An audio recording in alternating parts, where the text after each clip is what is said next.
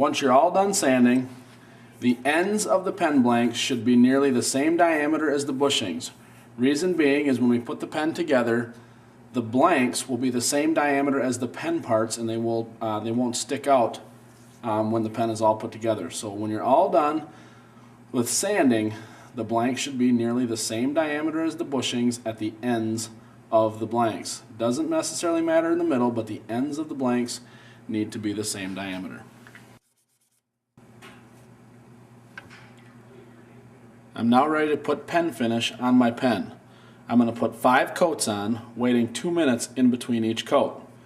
I'm going to obtain a piece of cloth from the desk drawer, and the pen finish should be on the counter with the wood lathes. I'm going to fold my cloth up. I'm going to saturate the cloth with the pen finish. I'm then going to apply the pen finish to the pen blanks, moving the lathe by hand. I shouldn't turn the lathe on for this step.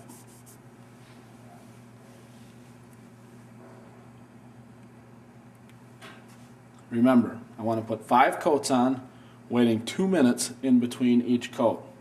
You can have the lathe on to let it dry, but it'll dry just as fast with the lathe off.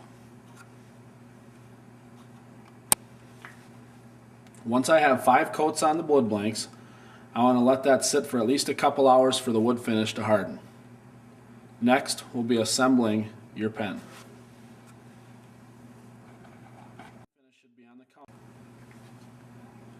To take your pen out of the wood lathe, I want to loosen the back lever, slide the tailstock back, take this tool that's in the lathe, it's got a ball on it. You're going to take it and put it in the end of the headstock, holding onto your pen and tapping it out. We're now ready to disassemble the blanks from the mandrel and bushings and prepare to assemble our pen. Once I've finished vacuuming up my workstation at the wood lathes, I'm now ready to disassemble my mandrel with the blanks, put the bushings and the mandrel back in the kit, and get my kit out ready to assemble.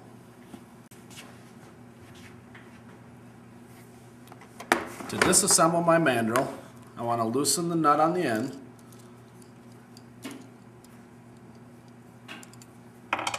pull off my bushings, pull off my wood blanks, put the nut back on the mandrel, and place in the kit. Some of my pen parts include the ink refill,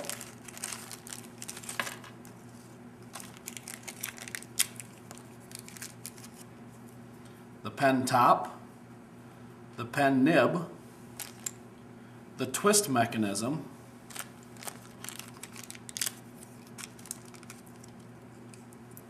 and the collar and my decorative end for the pen. I want to start by taking the pen nib, putting it in the end of the blank, opening the vise,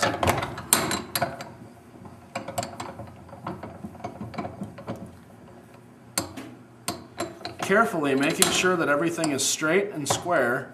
I want to squeeze that nib into my pen blank.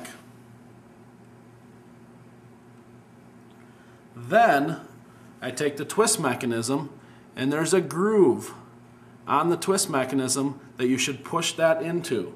I'm going to take the twist mechanism, put it into the other end of the same blank, open the vise up a little wider,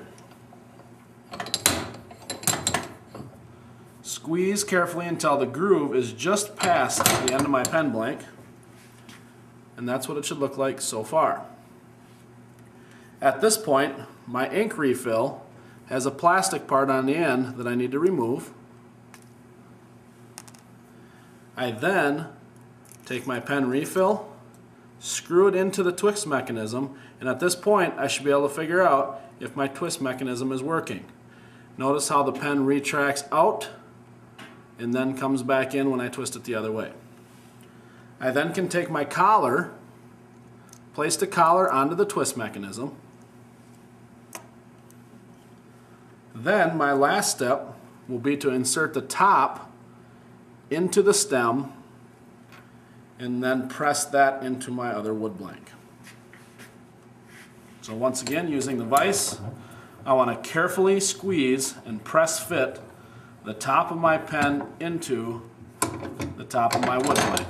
Being very careful on every step because the vise will crack your wood blanks if not careful. Last step, put the top wood blank onto the bottom wood blank and your pen is complete.